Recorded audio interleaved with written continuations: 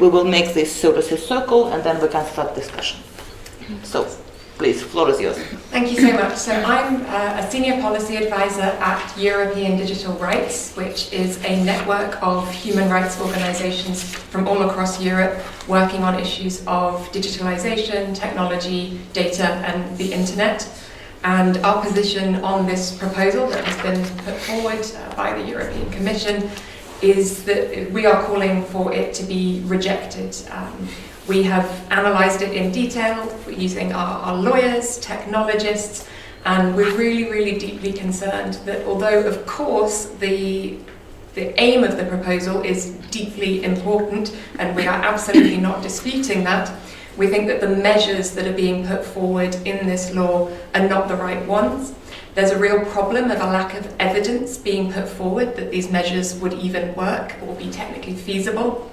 And even the statistics that have been put forward alongside the proposal have all been have had their credibility doubted. So the very evidence that this proposal has been based on really doesn't have scientific backing. And as a technology network, that's really I'm sorry, I now realized that I started from the wrong end. It would be polite at least to say a few words about proposal itself. Sorry, my mistake. Yes, my mistake. So we're speaking.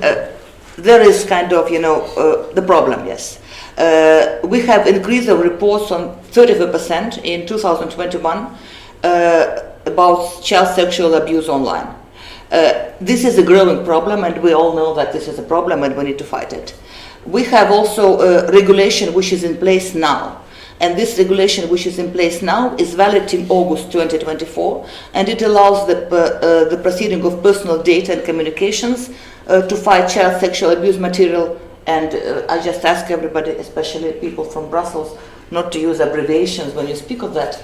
For normal people listening to us, just do not know them probably. So please, yes, don't say scam, but say sexual abuse material. And it gives regulation, it gives the possibilities for social media and chat services to detect, report and remove sexual abuse material on voluntary basis. But now the Commission made a new proposal. It requires, for example, websites, social media and chat services to proactively search for sexual abuse material and grooming activities. And grooming, for example, is approaching children to convince them to make sexual images of themselves and share it online. And details of the proposal, very briefly. Websites and chat services need to assess whether their services are at risk of being used for spreading child sexual abuse material. They need to consider having age verification in order to limit children from using high-risk services. And national authorities would evaluate the risk assessment and can decide requests and so-called detection order when the social media or chat service is too high risk. So briefly, this is like that. So Eva, sorry, and now you can continue. The main issue here is, of course, this monitoring of messages. Exactly. So there is, of course, a legitimate reason for governments to be taking measures and requiring companies to take certain measures to protect children. But what we have on the table goes absolutely too far from a human rights perspective and from a technology perspective. And maybe just to illustrate one example of how the law does this, maybe even just within the room, how many people here use an encrypted message service like WhatsApp, Signal, or Threema? Okay, so maybe half of us. So on that basis, under this law, the way that it presents risk of child sexual abuse happening online, all of our communications on those platforms would be considered at a high risk of being child sexual abuse. And as such, this proposal would authorise, in fact would force private companies to scan all of those communications that we're sending on those platforms and to use artificial intelligence-based technologies to analyse it and flag to police if they believe that there's anything suspicious that we're doing. And this, for European Digital Rights, my organisation, is a real problem because we base our work in the rule of law and the idea that whilst privacy is really, really important and we fight to protect it because privacy is what keeps us safe, is what redresses the balance of power between us as individuals and our governments, and also private corporations who increasingly have so much power over our day-to-day lives. But that privacy can only be limited by the government in the case where it is reasonable, necessary, and proportionate. Those are really key principles of human rights everywhere in the world. And especially when we're talking about the privacy of our communications, which portrays so much sensitive stuff about everything from our political views, our health status, our sexuality, things that we have seen time and time again get used against us, and therefore we have a very legitimate right to protect. Well, that right to privacy should only be intruded on if there's a good reason. And for us, that amounts to there being reasonable suspicion that you are abusing children, or you're spreading child sexual abuse material, or other equally serious crimes. In those cases, there need to be powers for law enforcement to access people's, or to investigate what people are doing, and to find ways to hold them to account, prosecute, and ensure justice for survivors. But it's absolutely not the case that all of us that use secure communication systems should therefore be put under suspicion. That is vastly disproportionate. And when you add onto that the fact that in order to do so, they would have to deploy technologies that amount to spyware, and that's not just me saying that, that is the absolute consensus of the technical community, that you cannot scan secure message services without altering the software and breaking the promise of security. That's just something that we think is so dangerous, because the internet doesn't just operate in the EU, where already a number of countries have problems of the rule of law, lack of independence of the judiciary, but they operate across the world. And so if we're saying in the EU it's okay to indiscriminately scan people's most private communications, we're also giving a carte blanche to China, to Iran, to other repressive regimes to insert technologies into our communications that can so easily be used for a really wide variety of ways, tracking us, monitoring what we say and do, censoring us. And that is just a step towards an authoritarian internet that we think is really, really important to push back against. And so that's why not just EDRI and our 47 members, but actually a coalition of 134 civil society groups, including some working on children's digital rights, some working on victim support, women's rights, lawyers, all sorts of different civil society groups have all joined together, this 134 of us, to say that this proposal needs to be taken back to the drawing board. We just don't think that this is the right approach to be protecting children. And ultimately, we really want the EU to do better and put something on the table that is lawful and that does have proof that it will protect children and isn't going to ultimately destroy the internet as we know it. Thank you very much. It was a very clear statement and very powerful, I would say. And now just maybe I'll try to balance it. I hope I'll try to balance it by giving the floor to Maria Karsen. Thank you.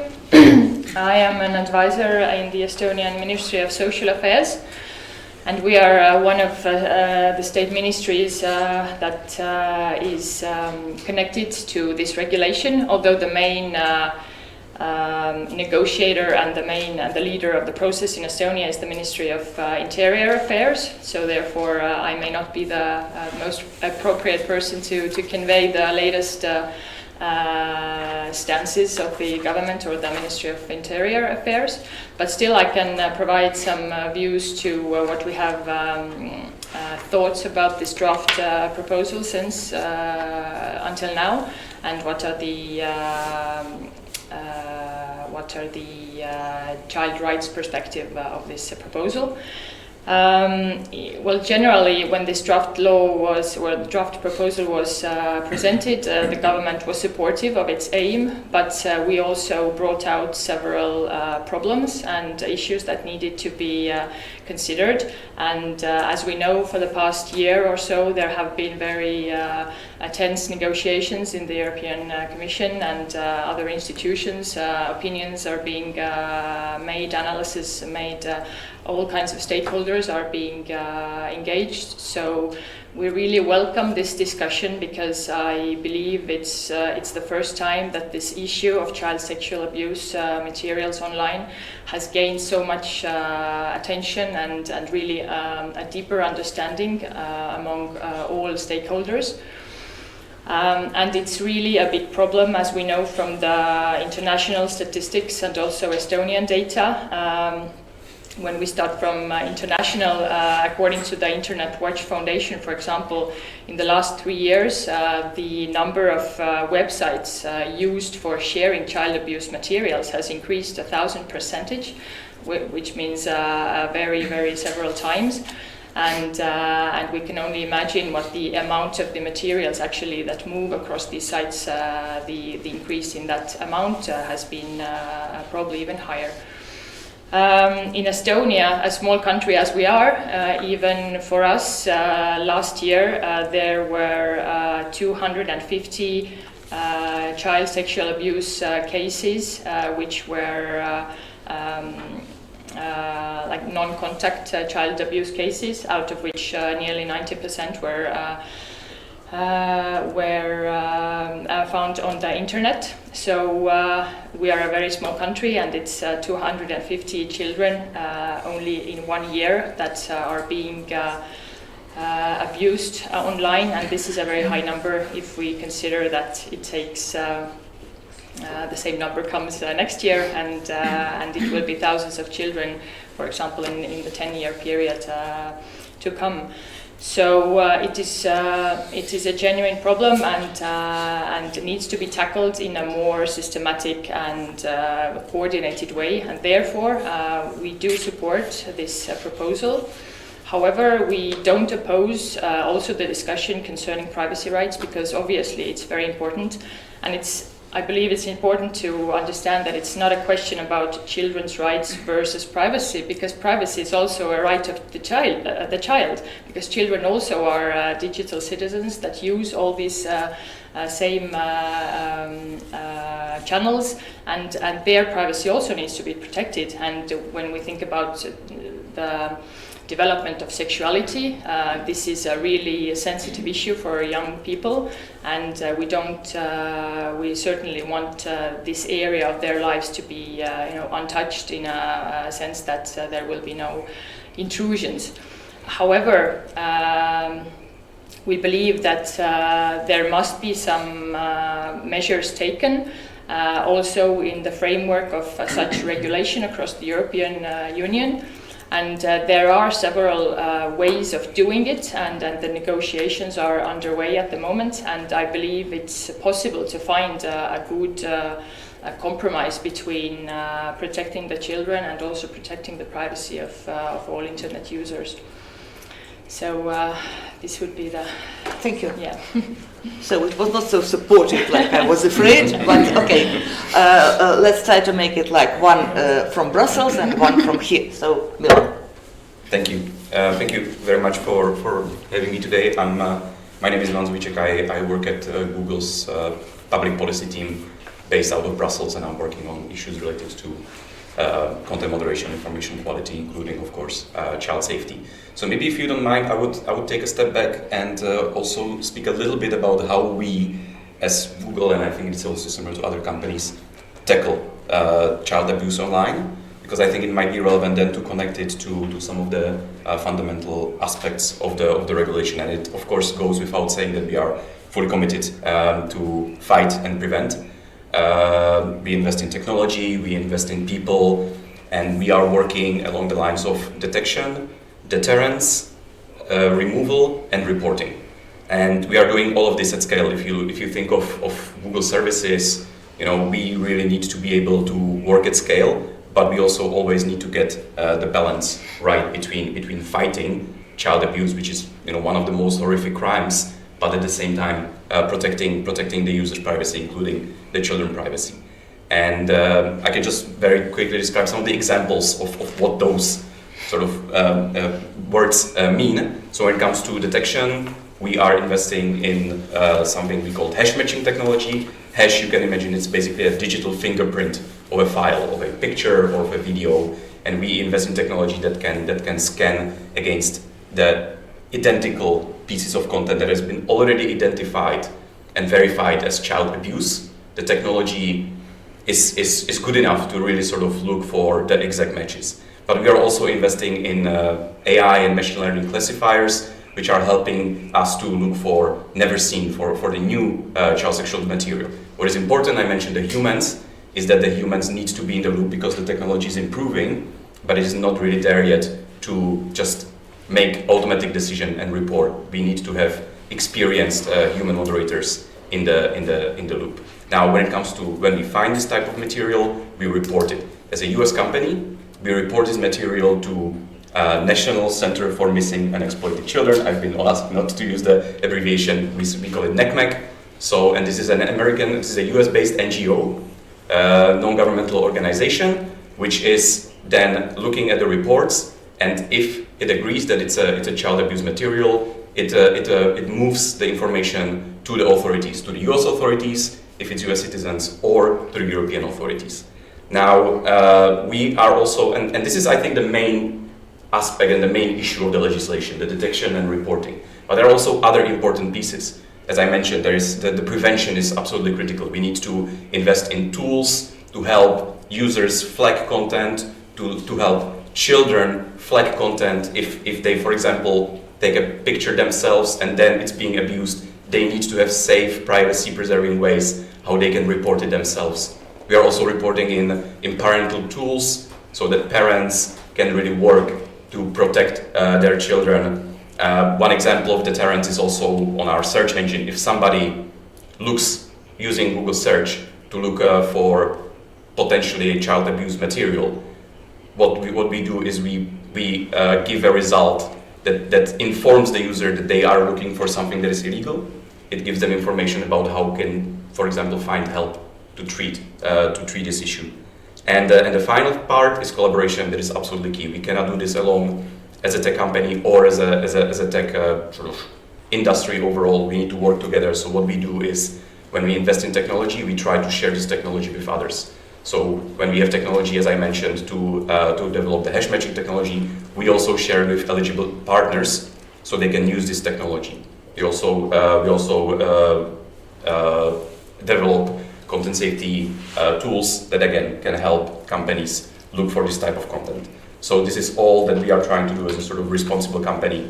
And then if you look at it from the legislation point of view, as I mentioned, and as Jan also mentioned, the voluntary measures, we have the legal basis which expires in August next year, and we think it's really important to allow companies to continue investing in this space and do this on the voluntary basis. We understand that this is not enough, and the authorities need to have some tools. We speak about detection orders. We think that there needs to be additional safeguards to these orders, and we can speak about how these could look like from our point of view. It's really important to clarify the scope, meaning which services are in the scope and which obligations apply to the services, so it is really efficient, it is targeted, it is proportionate. And finally, the legislation is very much focusing on the risk aspects, which we think that in principle is good. We think that legislation should be really looking into the services that sort of present the high risk, but there is also other pieces of legislation. The sort of risk approach is now being shared across different pieces of legislation, and we think it's important to make sure that we really sort of build on what is already being required, so that we don't start from the scratch whenever there is a new piece of legislation, and then we really sort of the legislation communicate with each other, so that the resources are really targeted properly. So I'm going to stop here, and then happy to discuss some of the details. Thank you very much. And no, I'm desperately looking around for somebody who supports the proposal. So you are my last hope, basically. Hello, my name is Kerli Valner, and I work for NGO, Estonian Union for Child Welfare, which promotes children's rights. And we are also coordinating Estonian Safer Internet Center in Estonia, and we are operating hotline where people can report about child sexual abuse online materials. So a little bit maybe statistics. We started to provide hotline service in 2011, And since then, we have received more than 7,000 reports, from which around 2,000 reports have been about child sexual abuse images. And fighting spreading of child sexual abuse images demands, of course, good international cooperation. And in Estonian hotline is also part of InHope network, which has 52 members right now around the world. And how we are dealing with this material is the illegal materials received by the hotline have been sent to corresponding hotline of that country where the image was hosted, and the information has been sent also to our Estonian Police and Border Guard Board. We are assessing materials available only for the public websites, but other materials, for example, materials which need to be downloaded or logged in, we will send to police. What we can say that we are welcoming this initiative, this regulation, for fighting more effectively and timely against online child sexual abuse. But of course, it needs a good cooperation between EU states as well as at international level and between different stakeholders, companies, service providers, and etc. And as children are active users of different digital technologies and platforms, it is important to ensure their participation rights and at the same time also give them necessary support and protection and also respect their privacy. So it is also very important to raise their awareness and listen to their views, of course, and experiences also. So we need to find the right balance. Thank you very much. Vlada, Yes. just a few words about position of Meta. I'm just Vlada going to- doesn't work for Meta. No. This is, I clarify for those who are following us on internet, but yes. Yes, just a disclaimer. I do not work for Meta, but they sent their position, so I can briefly just say what they think about this regulation. Now, they, of course, support the initiative in order to fight child sexual abuse material. However, what they say is that their problem is that they are using metadata at the moment in order to take groups offline, for example, on WhatsApp, one of their services, where there is end-to-end encryption. And instead of scanning the messages, they scan for, let's say, suspicious behavior. And in that way, they can target potential groups where they believe that there might be material shared, and they take these groups down. And this is their way of dealing with this on end-to-end encrypted services like WhatsApp. Their main point is that they believe that it's possible to fight child sexual abuse material in encrypted messaging without reading the content of the messaging, and deploying problematic technologies such as client-side scanning.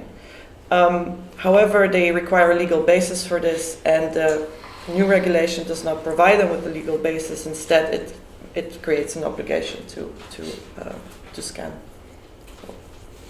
Very short. Yes, but more or less clear, I have to say. Yes.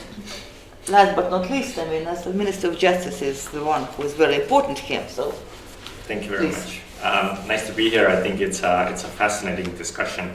My name is Hendrik Trasberg. I am at the Estonian Ministry of Justice. I work on new technologies and digitalization, and I'm a legal expert on those matters. So I've worked with many of the different EU legislations that try to regulate digital space, and especially looked at those matters from the fundamental rights aspect. And in this case, Ministry of Justice also is not the one who is responsible for the file. It's as Mare says, in Ministry of Internal Affairs. But our role in this process has been specifically, or one of the main roles has been about the privacy protection, because Ministry of Justice is responsible for this aspect. And generally, I think it's important to mention, to give the context that limiting privacy is okay. We don't have a problem. Many of the measures in the regulation that we are talking about right now are also okay from us. They don't have at least any kind of fundamental issue. But there are really a couple of specific aspects where we think that the limitation of privacy has not been done in a correct way. That has been the kind of our focus. And maybe the two aspects I'll mention here, one is indeed the end-to-end encryption specifically. We are kind of very concerned how this current regulation just brushes over it. If you look any kind of a study, even Commission's own study before the regulation, it was really focused on the fact that there is this huge difficult balancing we have to do here, and then you open up the proposed regulation itself, and the articles, they don't even mention end-to-end encryption. It doesn't actually try to solve the issue. It mentions that in the recital once, in also a kind of a cynical way, which is only not really, it's only a half truth, let's say. But it's clear that this regulation, it looked into a very difficult problem, and it said that, okay, there has to be safeguards, it has to be balanced, but it didn't actually go and try to create the balance. It didn't actually look for solutions. And that is definitely a very big concern for us in this file, that we think that this has to be solved before we can move on. And if you don't solve the issue on how to have good safeguards, then, for example, in our position, end-to-end encryption, it cannot be in the scope of the regulation. So if a platform does end-to-end encryption, it cannot be forced to break the end-to-end encryption. And that is actually also in the positions of the Estonian government. So actually we have a quite specific position on that. And then the other part is that if you look at the material that it's trying to regulate, that the child sexual abuse material and the grooming, then it has different kind of levels of risk to privacy. If we are trying to find existing child sexual abuse material and then look through content to find existing material, this is much more okay from a privacy perspective compared to when we try to just proactively detect unknown material,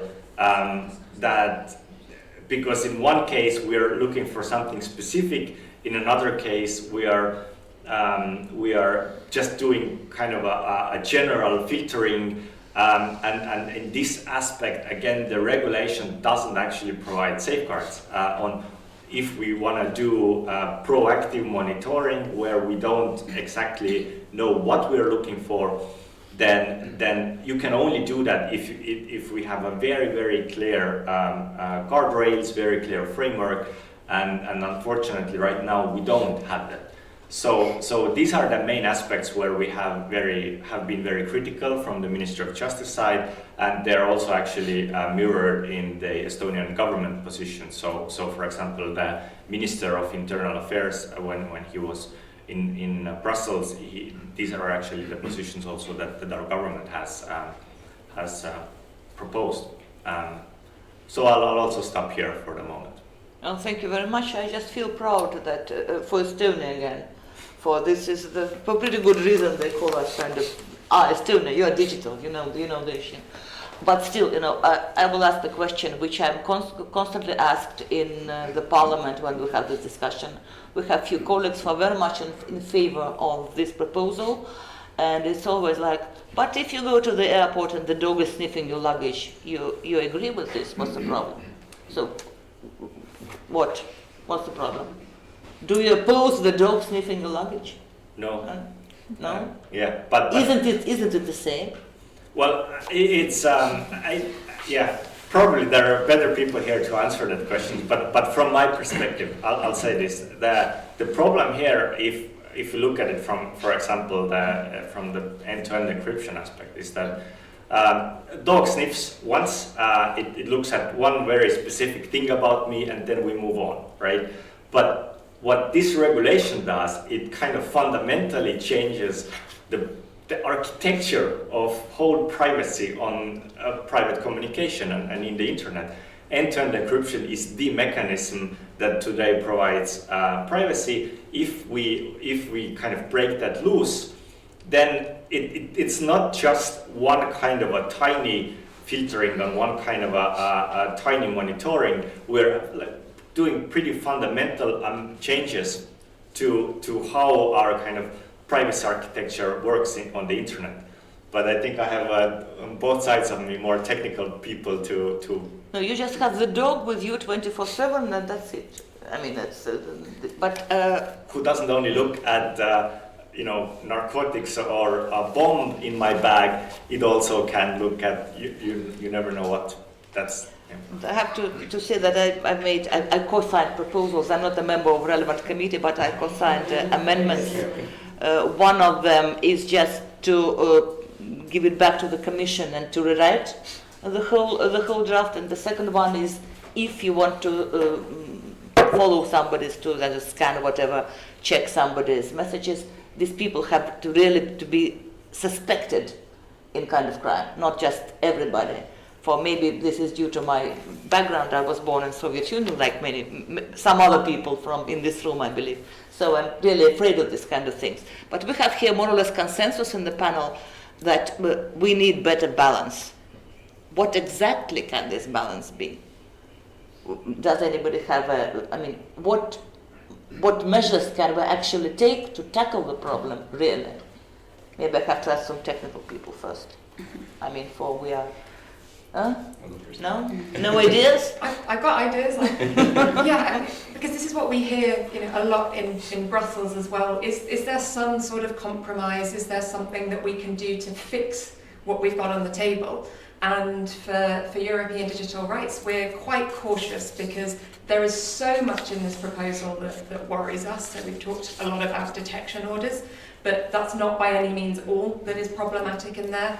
There's a worrying role for Europol, the European kind of police agency, where it doesn't seem to be kind of necessary and justified.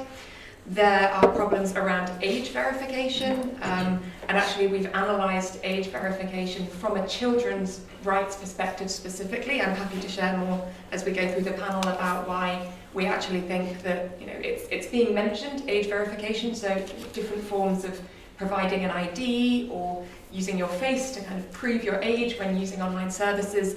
There's a lot of risks for children in particular, and I think that's not been addressed properly in this proposal.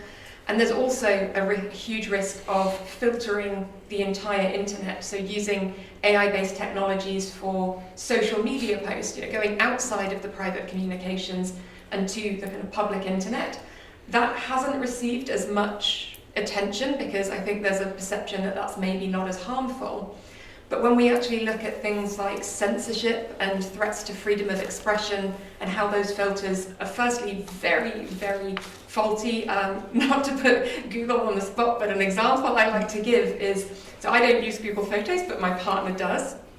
And my partner has uploaded a lot of pictures of our dog, he's like this big. He's a very dog-like dog, You could ask a toddler, you could ask an elderly person, every person would tell you this is a dog. It's to any human being, it's indisputable. He really, really looks like a big dog. And Google Photos automatically created a little video for my partner saying, here are all the pictures that we pulled together of your cat. And put a soundtrack to these pictures that went meow, meow, meow, meow, meow, meow, meow, meow. So it's a silly example, but that was last year. And so, Google's got some of the best technology for doing this kind of filtering, and yet it still was not able to accurately distinguish this dog that any human could tell you is a dog. And we do see these kinds of errors. I singled out Google, but actually we see it in every company that is developing these tools because they don't have common sense. And we hear words like artificial intelligence that make it sound really impressive and dazzling, But there are some things that these technologies are just never going to be able to do. And so when we start applying these kinds of technologies to everyone's social media posts, to Wikipedia, to other open internet platforms and services, you do actually start to have a huge risk that a lot of legitimate content will start being taken down. And you already see on social media platforms that particularly seems to be queer content, so content about LGBTQ plus people really routinely gets censored, blocked and taken down. So what I'm trying to say is there are some really, really enormous risks really throughout this proposal. That's not to say there aren't some nuggets in there that could be positive. Having some sort of coordinated EU approach, I think, is something worth pursuing. So at the moment, there's a proposal for an EU centre to coordinate a lot of these efforts. I don't think it's right as currently proposed. We've actually looked into it and think that the time it takes to respond to cases of child sexual abuse would be massively extended in the way that this centre has been put forward in the current proposal. To give some statistics, at the moment, I have data from the Dutch and the German hotlines who say that 99% of the reports that they receive get taken off the internet within 24 hours. Survivors groups tend to say that's one of the most important things. You don't want your abuse material recirculating. You want it off the internet. In this proposal for the EU Centre, depending on the type of content, it will take between 6 weeks and 3 months to respond to reports. Especially if those to do with grooming, these reports kind of get put into a black hole in this proposal. So again, a good idea in theory, but I think this proposal doesn't have anywhere near the right approach right now. So that's why we've said go back to the drawing board, come back with something better. I think there very much are reasonable things that we can ask of private companies. Risk assessment and risk mitigation that we do see in the current proposal should definitely be pursued. As European digital rights, we think that a lot of providers, a lot of platforms have too much power and aren't taking enough responsibility. It's fine to force them to take a reasonable level of responsibility, but it's absolutely not okay to force them to do things that are going to violate everybody's human rights. So I think in line with existing internet regulation, that's what we can be asking the companies to do. And then there is a whole host of other things that really are not being explored. And so I think it's true when we hear the EU is failing to properly protect children. The hotlines that I speak with have really precarious funding. They don't know where their money is coming from year to year. The EU could invest in those frontline groups that are doing huge positive things to protect children already. There's a 2011 Child Sexual Abuse Directive, which is supposed to make sure that all the EU member states are properly criminalising these awful crimes against children. Several countries have still not implemented it and are being taken to court because after more than a decade, they're not doing enough in their national legal systems. There's a lot of things, even down to really non-technical solutions. A report into child abuse in France found that one of the most significant benefits could come from having mandatory criminal record checks for people who work with children. It's staggering to me that that isn't even the case today. So it really feels like we're jumping into an untested, really dangerous, high-tech solution that's so high-tech it doesn't even exist yet, without doing really a huge number of social, criminal justice, educational and reasonable online measures. Thank you very much. I was listening to you and thinking that unfortunately I have to agree sometimes we politicians believe that the most powerful tool in the world is political will, which prevails any technology, and we can do absolutely everything if we just want to, especially before the elections. It's always like, and I'm afraid that yes, we are maybe in the same situation. But may I ask you a question which I heard several times in the parliament, and it was a very strange argument for me, and I don't share it, but still, I will ask also from you. But if AI is following my messages, is this really infringement of privacy? This is not a real person here. I mean, I would have views, and I think other people do as well. This is not real you reading my letter. This is some. So maybe just briefly then, first of all, AI will initially be the system that reviews the messages, but under this proposal, it's mandatory to send everything that isn't, and the words of the law are, manifestly unfounded to be child sexual abuse material to platforms, who then have to send it on to the EU Centre, who then have to send it on to national police. So it's not just AI. This manifestly unfounded threshold effectively means, unless you can look at this photo and say, that's a photo with a kitten, if you have any doubt, even if the person's probably about 20, even if it's probably a picture that was innocently taken by a parent of their kid on the beach playing in the sand, you still have to send it all the way to law enforcement. And I have two concrete examples of where this has caused really tangible harm. One is in Ireland.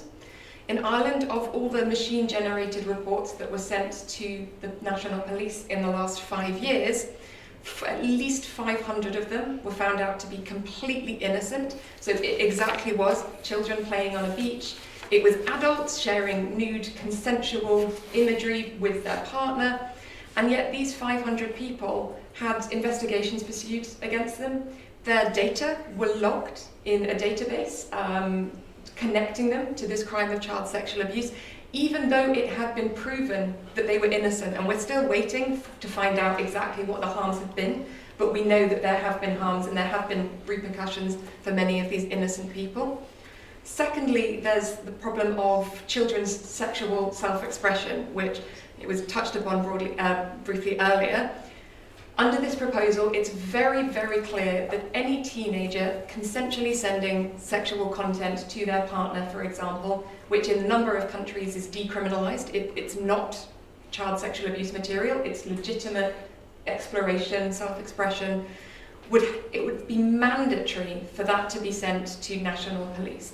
And especially if you think about countries where the police do not tolerate LGBT people in general, systematically sending the sexual self-exploration of teenagers, and especially queer teenagers, to police, it's very hard to see how that's going to help them. In fact, for the majority of teenagers, sending legitimate consensual images where there isn't actually a risk of child abuse happening, to have that be revealed to so many people over and over again is really putting those young people at risk. And that's exactly what the search for new material in this proposal does. And there's a leading child rights expert, Dr. Sabina K. Whitting, who has publicly said the search for new material will absolutely violate children's rights and needs to be removed from the proposal. And she is a specialist in this. So, I think to say that it's just an AI system, it's not actually going to hurt people, it's not going to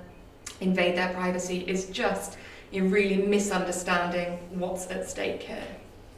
Thank you. Be quiet for a bit. Yes, I just wanted some reflection on that from, so to say, a student side also, Yes, I think it is very important that we all have to do more. And of course, right now there is a voluntary reporting, but companies who provide those services, they need to make sure that everything is legal in their services. Somehow they have to use these technologies available. Of course, respect also their users' rights, but at the same time make sure that there's no child sexual abuse materials online. Of course, it is good that they will make the risk assessment. But a lot of materials are available publicly on open websites. So we are not talking about I'm having a conversation with you, but we need to take those down also. So there is this private conversations, but there is all the big World Wide Web that we need to tackle this also, and companies who provide their hosting services, they need to make sure that this material needs to be taken down, we can start from there, and then we can have discussions how we can maybe detect some illegal materials online. One way is what has been also proposed by specialists or tech persons, that maybe, I don't know how, but maybe we can do something before the encryption is in place. So we don't have to break the encryption, but somehow this material can be detected. But of course, we can use the technology to find, I don't know, we algorithms or whatever. But of course, this material needs to be assessed by human. So this is the work that we are doing as a hotline, and we really, of course, receive a lot of materials concerning grown-ups or just innocent nudity picture, but it's not child sexual abuse image. So I think there needs to be a personal eyes looking at this content and whether to decide is it illegal or not in that country. Thank you. I'm listening and I'm thinking, are we really digging under the right tree for just piece of information? Recent Europol assistant operation in Germany exposed an offender ring with 400,000 members. The Boys Town dark web forum. Can we do something about dark web? We're kind of regulating something which is in the light. Milo, I'm looking at you. Maybe can I also because we are not operating in the dark web. I can give a quick comment on that. I think it's a very, very important question, and it hasn't been discussed enough. Because if you look at start to look at what is going to be the impact of this regulation. So let's say we start, there's going to be a detection order for WhatsApp. Then we're going to look into the messages of WhatsApp to fight grooming and sexual abuse material. And what will then the offenders do? They're not going to stop, and what they will do is they're going to migrate. They're going to go a different platform. First, it might be a different legal platform, but very, very soon, they're going to find platforms which are some kind of decentralized, which don't have a clear owner. They might not even be in the dark web. If it discuss grooming, it can also be some kind of private chat rooms, which can be just accessed with sending a link, and which don't really have a clear service provider, because the logic of this regulation is that you have to have a clear service provider who is law-abiding, who takes the piece of code, puts it into its algorithm to then detect the problematic material. But as soon as they migrate away from those trustworthy service providers, we have the same problem. And I think there's a lot of lessons to learn from the current history of the internet. We can look at copyright infringements, where you can see that we have been fighting with a lot of money against copyright infringements for 30 years, and yet going into Pirate Bay today is no problem with your own browser and downloading whatever Hollywood movie you want to. It's still so simple. So there is a clear problem that even if we have this kind of a solution in place, that what do we do then when the offenders react to that? They're going to go elsewhere. What do we do then? And it's not a solved problem, I think. And I think the regulation doesn't actually look enough into that, what is actually going to be the impact. Okay. Yes, please. Just also react to what Henrik and Ella said. I think that, and also looking at it from the perspective of our services. I think it's absolutely critical to say we need a legal basis to fight CSAM, to fight child sexual abuse material. For us as a company operating in this space, it is critical. And the biggest risk is that if the legislation passes and then it's struck by the courts, or if we don't have the legal basis to really sort of be a responsible company in this space. So that's why we support the objectives of the regulation. We are not against it. We agree that there are many areas that need to be clarified. And I think that it's again absolutely critical to reflect the differences between services.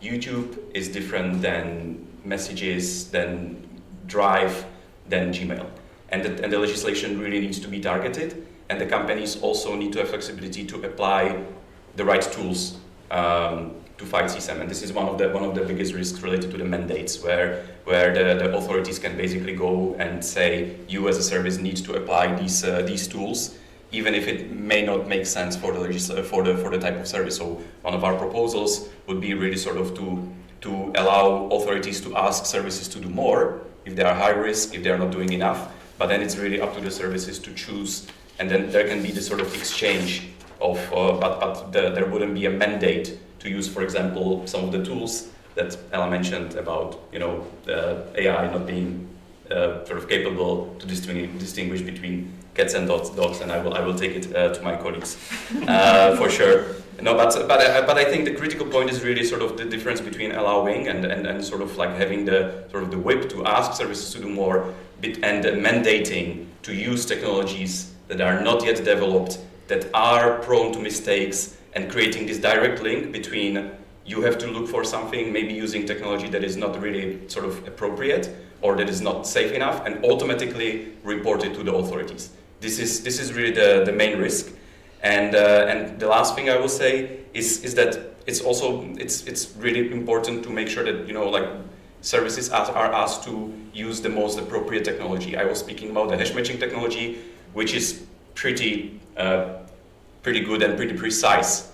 In contrast, so we can apply this versus technologies such as classifiers, where they may make mistakes, they help us identify the content, but there need to be the human in the loop. And this is something that we wouldn't be applying in communication services. This is something that we can apply in hosting services, but not in communication services. So again, back to the point, the need to really sort of have clarity when it comes to what is appropriate, what is proportionate, and what really strikes the right balance between protecting children on one hand and protecting privacy on the other. We think that these are compatible. It's not easy, but we need to strike the balance right.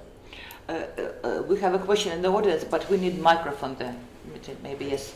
And until we are providing microphone, I just want to ask from this side of the panel. You're putting me guys in the position of devil's advocate. I don't want to defend the proposal, but it seems that I have to. Sorry, yes, and this is argument which we hear constantly. But all children have parents. What's the problem? You just have to control what your children are doing in the internet. I have 5 grandchildren, and this is for me also kind of breach of privacy. I cannot just knock at the door and say, show me what are you doing here. It's not okay. So can we really rely on that parental control that much? Well, I think parental control is not only about control and checking your child's mobile phone every night. It's about having trusting relationship with their child, so that when something extraordinary or out of the ordinary happens to the child, then he will come to talk to you. That's the main base of it. But parenting is a very important part of this, of solving this problem. And definitely there would be much more to do in this respect, starting from informing parents at the time of downloading all these applications to the child's phone, because today I believe that these notifications or the information that is actually given at the time of downloading any applications is not sufficient to give parents really an idea of the risks that it entails. We know that several platforms such as TikTok or others are not suggested for children under 13 or not even allowed for children under 13, but still parents download them to their children's phones and they don't really recognize or they don't acknowledge the risks associated with them. So there is really a big possibility to make better support for parents. But also, I believe that this is somehow an inevitable part of where we are in 2022, because the generation of parents that are parenting at the moment, they don't have this personal experience of growing up in a digital age.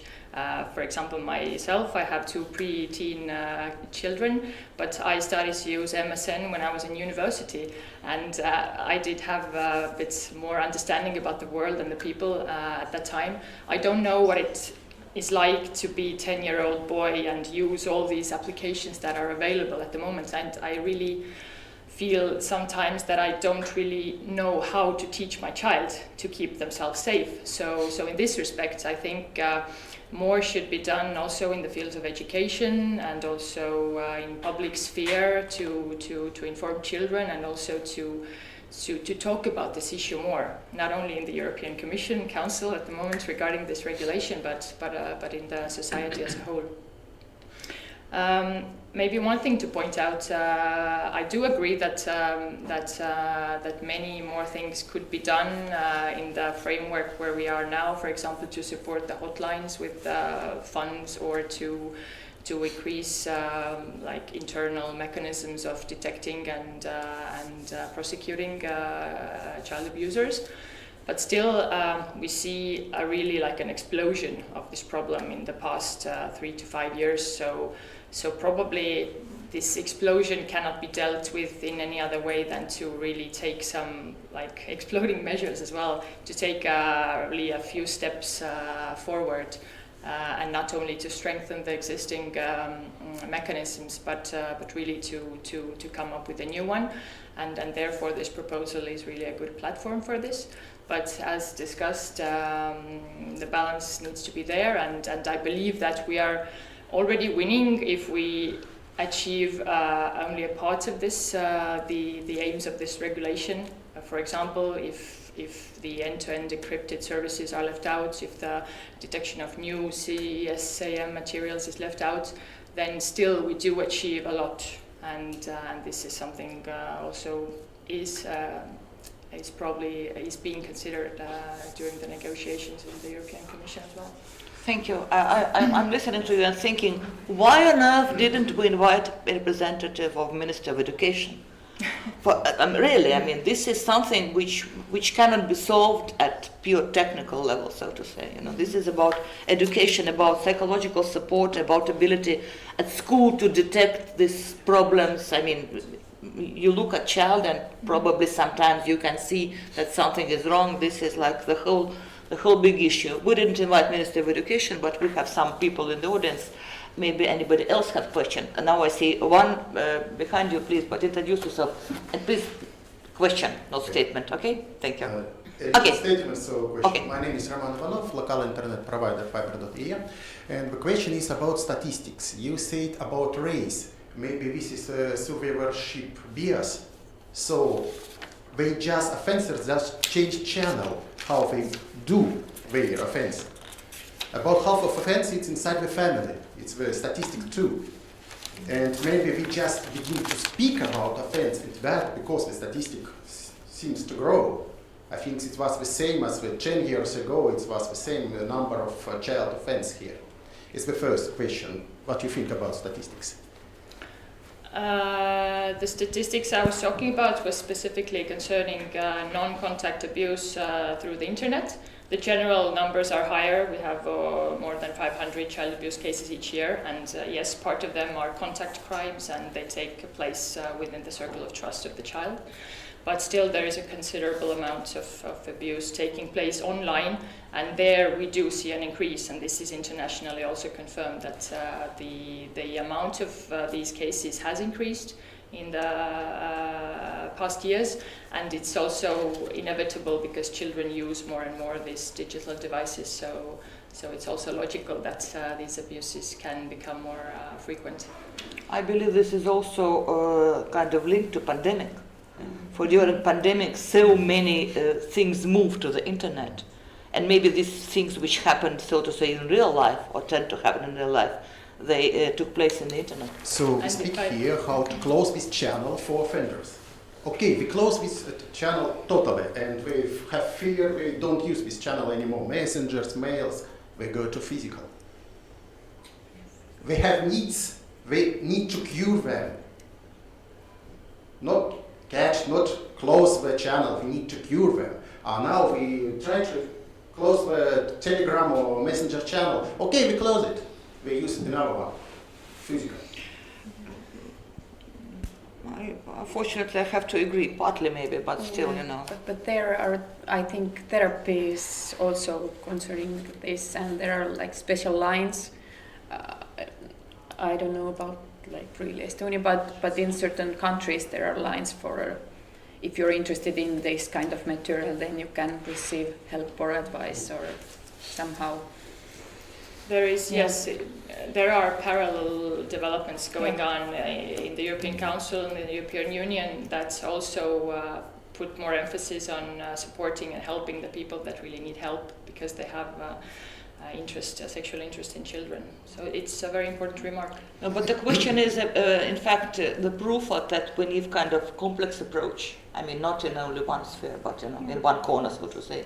But we need more complex approach. That is why I'm really regret that we don't have one more education. question for you. I'm a service provider. Sometimes I receive letters, so remove this, or remove this.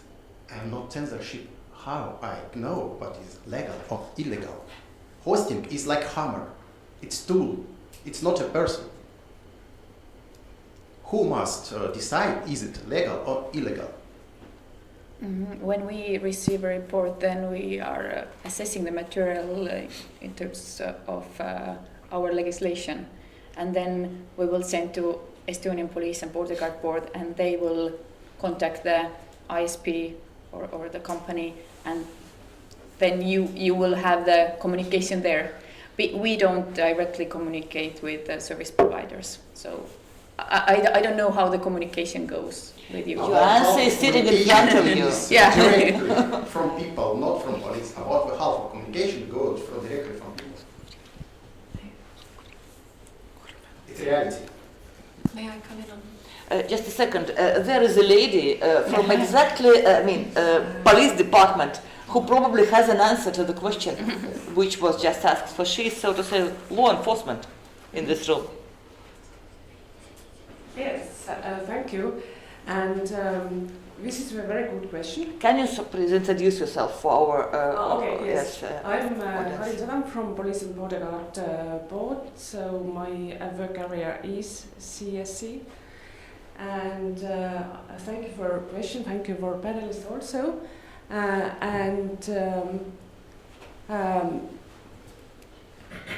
I agree for that this is not a service hosting provider task or issue, and may out of his or her knowledge does this material contains CSAM, child sexual abuse or exploitation material or not.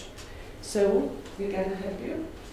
You can ask our advice, and I'm happy for it to cooperate with you. And I am thinking that the cooperation with hosting service providers, internet service providers, are very high importance here, and that's I want just to add to you as you bring out the offenders aspect, but I just turn it over to the victim aspects. So never the online social media platforms, example, or device like a computer, just or mobile phone, abuse the children. This is like a tool to sharing, to maybe get the benefit if it is for finance, the sharing and distribution for financial aspect here, and financial gain, not only to get the picture, but also financial gain, and that is for us as a law enforcement from this material and about based on this proposal also is to identify the victim also. Who are they? Who are the boys or girls? Even if we saw this material and you brought out that this is and brought out based on my Ireland example that it was like innocent material, but this innocent material or innocent picture, maybe parent with a child or child together or something, maybe it again depends. That is depicted on it. So maybe this image is one image from CSC series. We have this knowledge also. And if we do not consider the grooming or to detect new material, how we can find the possible new victims? So and even okay, we have known CSAM and the hash matching and all already developed technologies, and I thank you for that, to Microsoft for the photo DNA, for Google and so on. So but now again we need to focus to go forward to find out the victims from new material, from grooming material, and again it was very important to raise that happened. Then the offenders knew that now this kind of legislation that the service provider is doing and so on, and do they try found the more grouped, the more less them activities harm of platforms to go more to dark web, and this is reality. But this was like a question. And comment. So we have kind of to wrap down soon, like in 10 minutes. So please, if anybody reflects, try to be brief. I know that you have many smart ideas to share, but we can do it later to journalists. Yes. I'll make two very brief remarks then. I think that kind of hits for me on one of the biggest problems, which is if you're relying on a system that this law sets up that's going to detect new material and grooming, even if it were super accurate, I don't think it is, but by the time those reports reach law enforcement in this system, it's far, far, far too late. Those children have already been abused. You're not going to be getting that information in a timely manner under this proposal. So that's why no matter how good any technological solution might ever be, I feel we're over-focusing on thinking these technologies can do great things rather than actually focusing on preventing that harm from happening in the first place. And of course that requires a lot more money and political and social changes, and it's a lot harder and it will take a lot longer. But maybe one of the positives of this regulation, or the focus on this, is that we can have more of a push for those other measures that child rights groups have been asking for decades. And then very quickly on the internet service providers issue, that's a whole other part of the proposal that we've not even touched on, but that is also very problematic. If you read what's in there right now, the proposal expects internet service providers to potentially block entire websites if they detect, if on Wikipedia there's one piece of child sexual abuse material, this proposal would require them to take down all of Wikipedia. Again, based on a misunderstanding in the proposal, a fundamental misunderstanding of how the technology works and what it is that internet service providers are actually able to do, and also what we want to ask private entities to do in a democratic society. We don't want to create hundreds of internet police entities. It's not their job. And it shouldn't be their job. I'll leave it there. Yes. Yeah, just Milan. No, you go. Okay. So just very quickly, I fully agree that this is about the whole ecosystem and it's not just about detection, but everyone plays a role.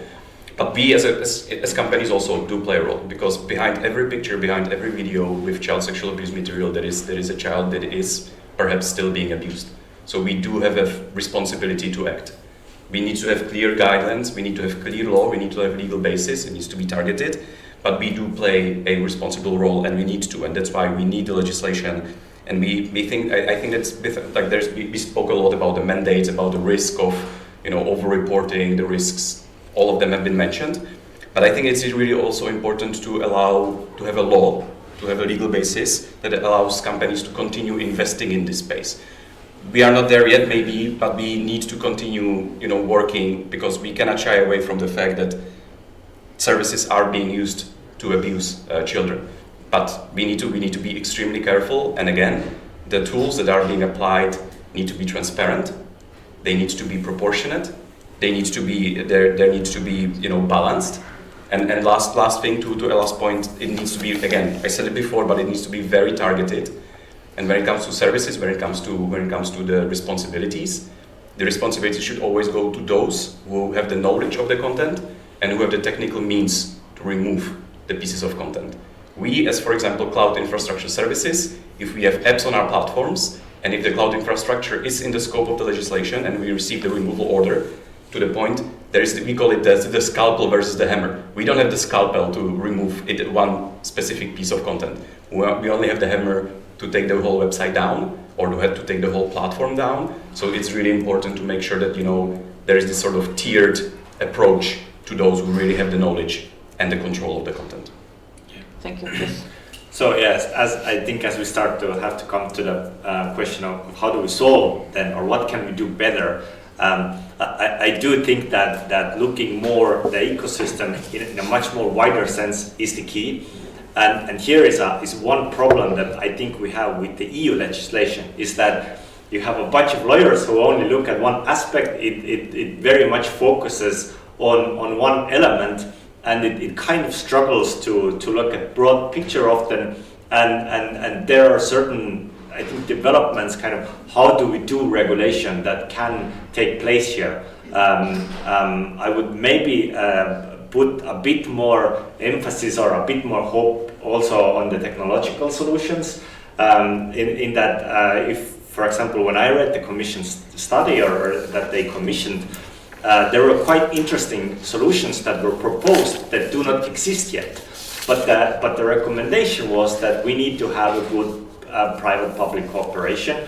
We need to really invest into those solutions, look into what can be done. Maybe in 3 years, we are in a completely different place. We have a huge, very, very fast development right now with technologies, with AI.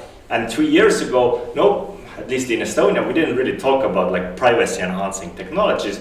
Today, we talk about them all the time. It's a really, really important thing. Even in our Estonian positions, we say that maybe privacy-enhancing technologies is something that could be looked into. But to really like bring those things into play more, there has to be a development on how do we do regulation in the first place? How do we bring in technical expertise, and how do we bring in expertise from all around the ecosystem?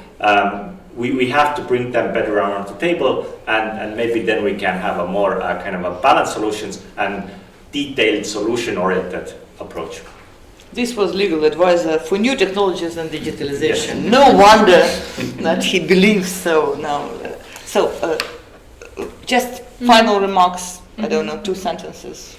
Yes, I do agree with Henrik as well, and I think that we may see a very fast development in the coming years, and maybe it's possible to do the more like advanced regulations when we have also been able to see how the technologies actually work, and how do they or do they not infringe into the privacy of people, and then maybe the companies also will have a better, like more secure position to say that yes, we agree and we go forward. But in the meantime, this regulation can move forward and to tackle all the other issues that it can tackle at the moment without hesitation from all the stakeholders, in order to protect our children better. Thank you. Yes, I agree that we need to move on with this regulation. Of course, we need to have these discussions and not to break any like encryption maybe, and to respect the privacy. But also we need to do more to help those children online. Thank you very much. It was a pleasure to have you in this panel. Thank you for coming to Estonia. I hope you enjoyed our wonderful city. You have questions? Absolutely. Sorry, I didn't see you. Yeah, I'm very sorry. My name is Nikolai. I'm an assistant to Jan and Tom and a former journalist. So I would like to ask some questions just from the practical point of view. I'm sorry. I hope they could be briefly answered, so to say. So first about this detection, I have the impression that this detection thing is a little bit for me as a, Schrödinger's cat, which is kind of between life and death. So as far as I understand, we say that we shouldn't force the platforms to break the encryption in order to keep privacy, right? On the other hand, we say that we basically should force platforms, and in general, we should somehow detect the child sexual abusers in the net, right? So I don't quite understand this. So without breaking the encryption, can we do this at all? It was mentioned here that we can do it by metadata, as far as I understand. I'm interested in what is the statistics about it. I mean, like, can we say that if we use only metadata, but if we don't break the encryption, that it could be, I know, that we would reveal some 5% of these kind of child sexual abusers rings in the internet, or maybe 20% or whatever. So this is the first question. As a by-side question, I would like to ask, I just don't know, sorry, maybe it's a silly question, but for example, if the police really detects some child sexual abuser, so to say in the real life, and then we understand that he uses some kind of the encrypted channel, then is the platform really forced to break the encryption in this case, if we know that he uses this channel really, right? And also the question on the side of the kind of privacy, okay, like let's say that we have this, we don't break the encryption, we have the metadata. We say that by metadata we can detect at least some percentage of these child abusers. But okay, let's imagine that we have some kind of the evil government that wants also to have the surveillance on the other activities that are bad for this evil government. Why then, why can't this evil government really also use this metadata? And what's really the difference then? Thank you very much. You opened the whole new discussion. Can you please be very brief? I knew I should not let him into the room, but he's already there. Very quickly then, from a legal point of view, metadata can be just as sensitive as the content of communications. So I think in some ways actually it's being presented as a false solution. There's a huge risk of intrusion, and just like if you're limiting the privacy of a private message, it should be the same with metadata. There needs to be reasonable suspicion and it needs to be targeted. I don't think metadata could legally pose a general solution to be doing general metadata scanning. And on encryption, I will just say, that there were some comments made earlier about encryption. We need to be really clear. You either have end-to-end encryption or you don't. There's no way for it to be turned on and off at will. There is no way to be able to read the content of communications before it gets encrypted. You might not technically break the technical chain, but you are undermining the whole premise and the security of those messages. So, to be able to benefit, which we all do, from having encryption, whether it's for communications, banking, national security, we've got to find other ways, and yeah, I'll leave it. No?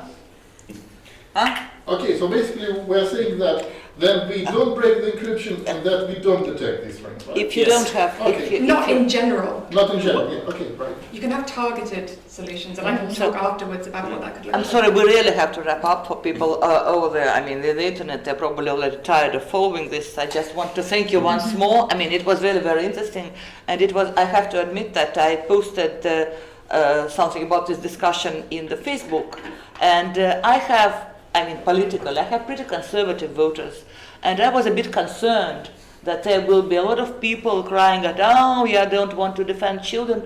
Absolutely not. I mean, people are very knowledgeable, really. Even conservative people in Estonia are very knowledgeable about these kind of things. I mean, digital rights is something which matters in this country, and I'm really proud of it. So, thank you for being there, thank you for following us, and now probably I see here, operator was sleeping, I saw, but journalist was awake, so probably he has the questions. Thank you, everybody. I understand that now we can, yes? Thank you for watching us and sharing. Yes, now we have to push the buttons.